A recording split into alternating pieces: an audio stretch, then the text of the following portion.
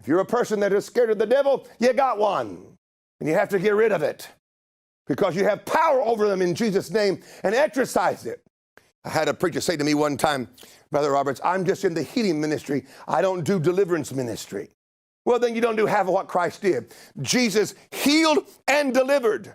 When we today take the commanding positions of our city and our nation, we cannot take it in political maneuvers. We take it in power takeovers, power dominion, authority of the gospel, controlling the heavens and letting the earth be blessed by having an open heaven over it. We need deliverance, people, today more than ever in my life. I see the need for every Sunday, every Monday, every Tuesday, every day of the week that deliverance is offered to them seeking it and needing it. Mental illness is not just by chemical problems alone. Sometimes mental illness is actually demonic activity of oppression, and these things can be broken. And sometimes all medicine does is sedate you while the spirit rages and tortures the soul.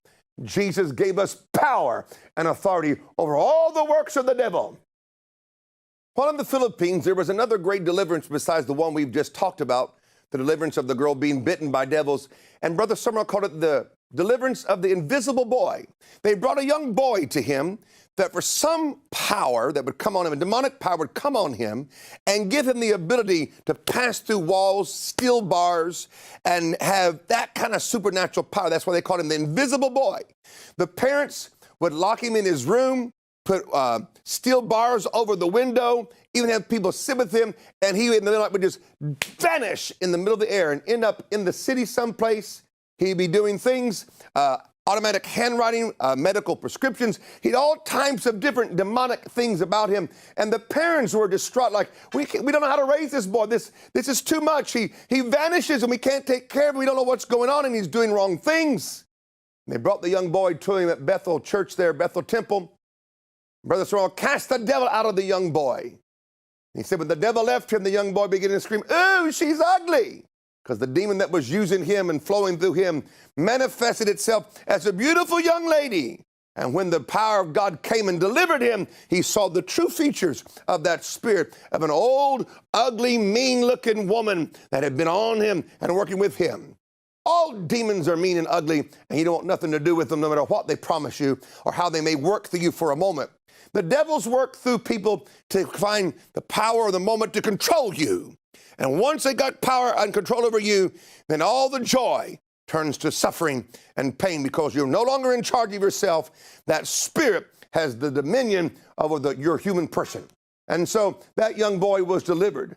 After the great miracles in the Philippines, Carlita's deliverance, the invisible boy, thousands and thousands of people getting saved, being honored in the city, God says to Lester Sumrall, go back to America.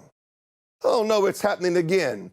I just got this thing going and it's working and everything's great and we're enjoying the blessing of God and you want me to go back to America. So he tells his wife, Louise, I'm going to go back to America.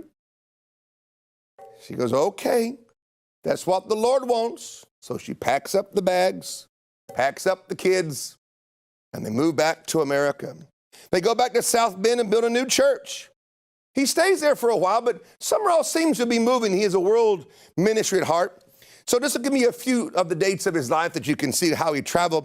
In 1956, he moves his family to the nation of Israel for a while and stays there during the Sinai War. Can you imagine? Here he is again with his 3 sons and his wife in the beautiful land of Israel during one of their great wars. He goes, I'm God's child. This is my family. We're not going to get hurt. We're in the land of God. It's all going to be fine. 1959, after he's returned from Israel back to America, he leaves America again to go to Hong Kong to build a new life church, a new life temple there, because he felt it was a great place to begin to able to base for the attack of the gospel on China. So he moved there and built a church that still functions today. I've been in it myself and preached in it. Beautiful church that he built because it had to be a launching pad into China. What I want to do now with Lester Sumrall is I want to talk to you about when he returns. He's 50 years old. He comes back to the States. He does his travel to Israel and does his travel to Hong Kong, and then he kind of settles in to the American nation. And he's 50 years old. And people kept telling him, Lester Sumrall, you're 50 and finished.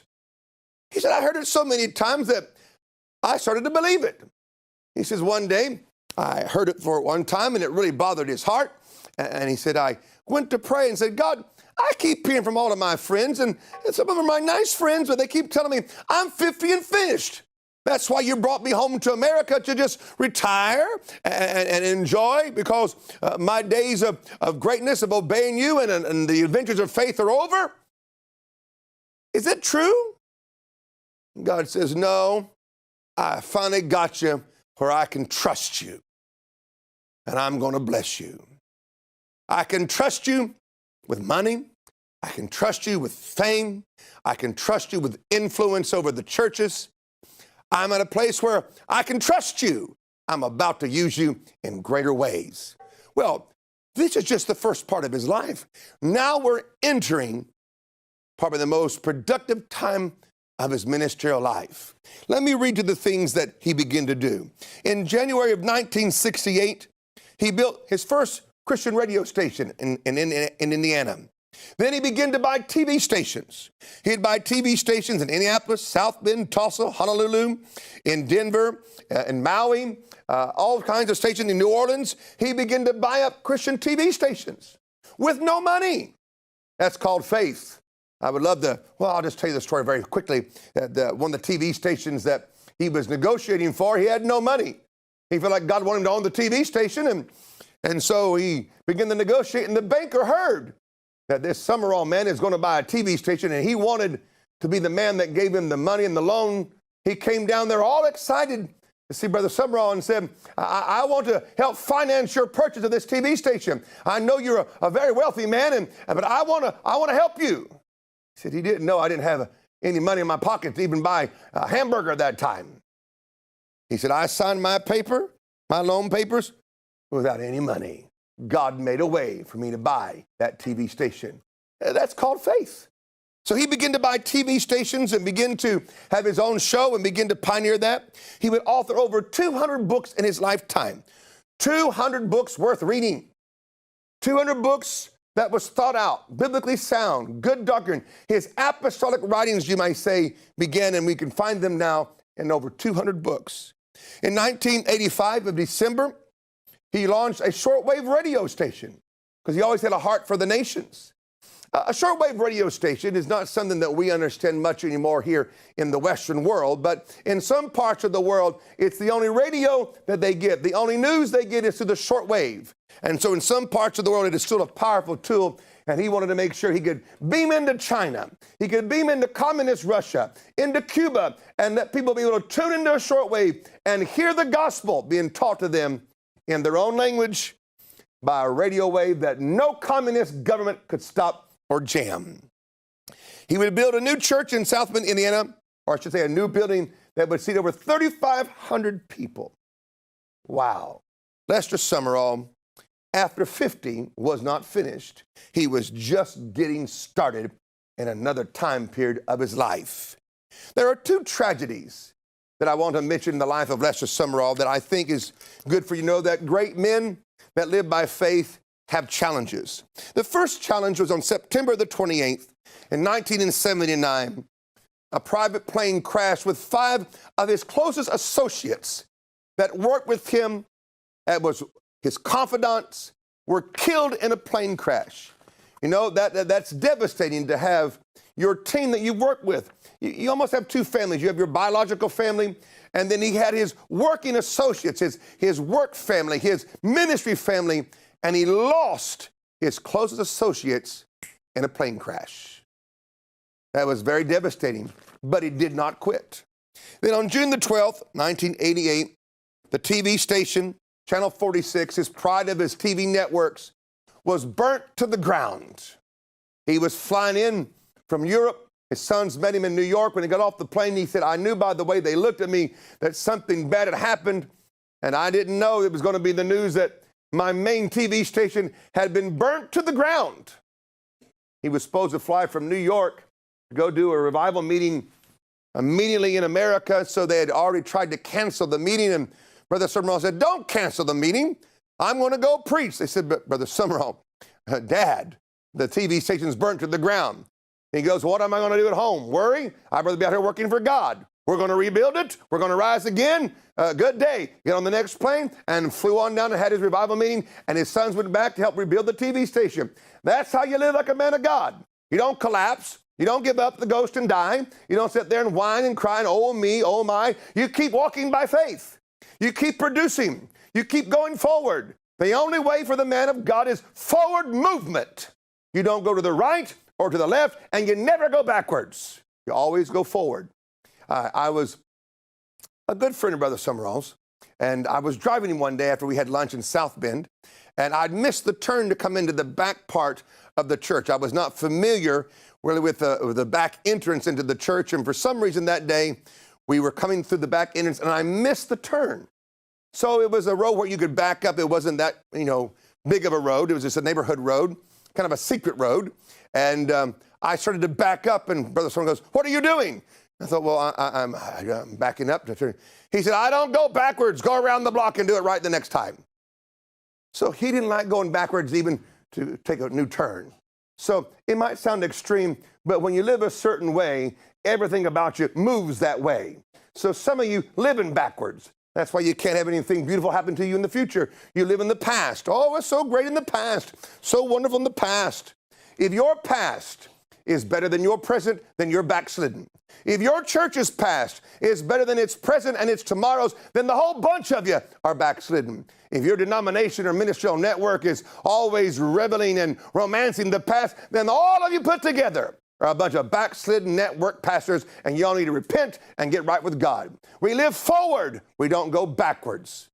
We go forward. We don't go backwards. Sumrall's greatest days are still coming. In the latter years of his life, it's when I met him. I met him in his giving years. I did not know him as the young man learning. I did not know him as the man that was doing what he had learned. I learned and became close to him in the years of his giving, when he was at the end of his life and his fathering side of the apostolic call became the dominant force in his life. In the latter years of his life, he did two things. God gave him a great commission to feed the hungry Christians around the world in 1987. He was in Israel when God woke him up in the middle of the night and said, I hear from my children all over the world, Father who is in heaven, hallowed be thy name. Give me this day my daily bread. He goes, too many of my children are going to sleep at night hungry. I want you to feed my people and let them not be hungry anymore. So now God had put on him not just the spiritual mandate of feeding them, but to put food in their natural belly. And God would give him a C-130 plane that could take 30,000 plus pounds of food in the air and fly it places, and give him a huge ship. It would take $250,000 to put enough petrol in it, enough gas in it, to get it from the States to Europe and back. So it was a big ship. God trusted him with these great tools, these expensive tools. When God trusts you, the price of the tools that you need to get the job done is never a problem. Most people, their identity would become their church building, or the plane they fly, or the trucks that they have, or the boat that they own. But when you work for God, what you use to get the job done never is a part of your identity or your prestige. The fruit that you bear is where you smile. The fruit that you produce is where things make you happy and keep you motivated, not what you own. Your building is a tool. Your trucks are a tool. Your plane is a tool. Your ships are a tool. They're a tool to get the command of God done in your life. And God will give you all the tools you need, no matter what the price is, if you'll keep it in the right order within your person. It don't matter what the other guy says. It's what you say inside that God hears that counts. And so he would do that for the rest of his life. Now, his second ministry that I mentioned, I want to make it as a second thing he would do at the end of his life, would take care of preachers, take care of young pastors. A lot of people today say, well, you be my mentor. What you really need is a father and a mother. You don't need someone just to take your name and a check. You need someone that would know your name, be able to pray for you and talk to you, tell you when you're right and tell you when you're wrong. That's what a spiritual parent is. Brother Sumrall became that for hundreds, if not a few thousand young men in the latter years of his life. He would preach. Say, how do you know? Because I was with him. He'd preach, for example, up in Scandinavia with a church at a camp meeting, 5,000 to 6,000 people a night, and then fly to East Germany and preach for a pastor with 50 people in a rundown building. I was with him on some of those things, and I said to him one time, I said, Brother Sumrall, you know, we all love you. And people would travel to get to you. They would move heaven and earth, cancel and change their schedule if they knew you were coming. And why don't you just fly to big cities or where there's good airports or good train stations and tell everybody to come, and the pastors of their family and many of their children would come just to see you and to talk to you. They love you. He said to me, you can't help a man, truly help a man, unless you're with him on his own territory where God placed him. I want to go there and I want to preach and bless them where God told them to be. I want to observe them in their own environment. I want to see their family, and I want to be able to speak and to help them from where they are. He said, they always come to your place. They'll only just know you in your environment. But when you're a father, you have to go where they are and spend time with them where they are commissioned, where they are planted, where they are fighting the principality, where they're building, where they're living their daily lives. Brother Sumrall never felt it a problem or felt like it was an unjust request of him to go to a small church of a young pastor, a beginning Bible school. He says, when they're little, you can do more to help them, because when they become teenagers, it's almost too long gone before you can help them. And that's true in the natural as well as in the spirit. When you have churches that are beginning and ministries that are beginning, there's power of influence, and you can help form them and help put the right thing in them. But when they get a little bit of success, it's amazing how many things, they know everything. And they just stay in that one little realm and produce fruit and never fulfill their high call and all they're supposed to do. He was my friend. He was the one that helped me in my young Bible school, in my churches. And he's one that loved me. I met him for the first time in Scandinavia. I was preaching at a great Swedish camp meeting. And I'd seen Lester Sumrall preach at my church at Tulsa. My pastor in those days was Billy Joe and Sharon Daughtery of Victory Christian Center in Tulsa, Oklahoma. Tremendous, tremendous church and great pastors. And he'd come to the church and preach, and so I had read some of his books, I'd heard him preach, and I'd admired him, and I was kind of scared of him because of his disposition and the way he would talk and the way he would do certain things. I didn't run from him, but I was a little nervous that I didn't know how to deal with him. So he had come early that day, and I was preaching. He came, walked right across the front, and sat down next to the pastor while I was preaching, and that caused me extra stress. Because I didn't want to preach in front of Lester Sumrall. Who am I for him to be listening to me? I'm a kid. He's a papa. He's a father of the faith. He needs to be preaching. But when you're already speaking, you can't just sit down. You got to keep going. So I kept preaching, and I was hoping I did good. I actually finished a little bit early because I couldn't take the pressure much. And so we finished the service, and we went up into the green room, or the place we would have lunch and a cup of tea. And he spoke to me. It was very nice to meet me and so forth. And I said, well, I've known of you for years, and it's great to meet you for the very first time this way. He says, well, I liked what you had to say. I think you have a good promise of being a good preacher. I said, well, thank you, sir. And he said, well, tomorrow morning, we will have breakfast at 8 o'clock in the hotel. Good day. Walks off. I thought, well, he didn't ask me if I had a breakfast appointment. Thank God that I didn't. So I was so excited, but I was still nervous. I thought, me and him by myself? What am I going to do? There's no one to help me carry the conversation. If I get in trouble, I'm there by myself and I can't get out. So when you go to meet a man of God, a great person of God, you don't come late, number one. Respect starts with how you dress. Respect starts, secondly, your timetable. Respect starts on creating an environment by which the beauty of God can flow out of one's heart into yours. Most people don't know how to be around greatness. That's why they miss the deposit that God had arranged for them to have. or they get so little of it. I got up early that day, a couple hours early. I shined my shoes. I made sure my shirt was pressed. I put on nice clothes.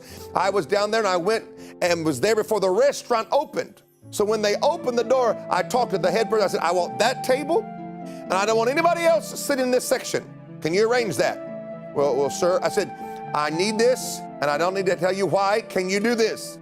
Well, we'll do it for you. I said, I appreciate that. And I went back out and after I checked the table, I made sure I knew who the waiter was, and I waited in front of the elevator about 15, 20 minutes. So when that door opened, there I was. You meet greatness on time. You meet greatness dressed right. You meet greatness by speaking correctly to it, respectfully. And I said, good morning, Brother Sumrall. He goes, it's good morning to see you. He says, are you ready for breakfast? I said, yes, I have our table already ready. He goes, oh, okay. And we walk in and we sit at our table and we order our food, and he starts talking to me and asking me questions, and I'm trying to answer them the best way that I could, making sure that every word that I said was one that I meant to say and one that I wanted to say, and that I wouldn't have to explain it later or say something stupid that makes him go inside like, oh my God, what's wrong with this guy? Thank God I survived the first breakfast with Lester Sumrall. And as we finished, he goes, I'm flying out today, but I live in South Bend, Indiana. You should come to see me. I said, well, thank you, Brother Sumrall. I thought he was just being socially polite. I didn't realize at that time that he only says what he means, because sometimes there's social politeness. You say things that in the depth of it, you really don't mean it. You mean it in the surface of it. Kind of like, I live in South Bend. If you're ever in South Bend, call me and we'll have lunch. That's not what Lester Sumrall meant. He meant make a trip to see me. That's how he said it, but I didn't hear it that way the first time. So I go back home, and a few weeks go by, almost a couple of months, and the secretary, Brother Sumrall's secretary, was one of my partners. And I didn't know that until this incident. She called one day, and I took the call. She said, I'm so-and-so, I love you, and I can't cover for you anymore. I thought, well, what do you mean cover for me? She said, he keeps asking, when is Robert Slayton coming? And I keep saying, he's overseas or something, because I look at your schedule on the internet and I'm running out of things to say. You better get up here and get up here now. I said, well, I didn't think he meant it. And that's when I learned my first thing. He says what he means. He means for you to be here. I said, I'll be there in a few days. So I booked it. Cost me almost $800 to fly from Orange County, California to South Bend, Indiana. I flew up there, rented a car, and drove to the office and walked inside and said, I'm here to see Brother Sumrall. He's expecting you.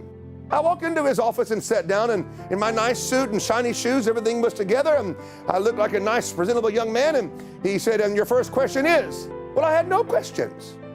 I didn't know you were supposed to come with questions to see Brother Sumrall. I thought we were going to have a conversation. We just kind of have a discussion. He looked at me and said, don't ever come to me again without questions. Do not waste my time. I said, yes, sir. So in my mind, I began to come up with all the kinds of questions that I knew.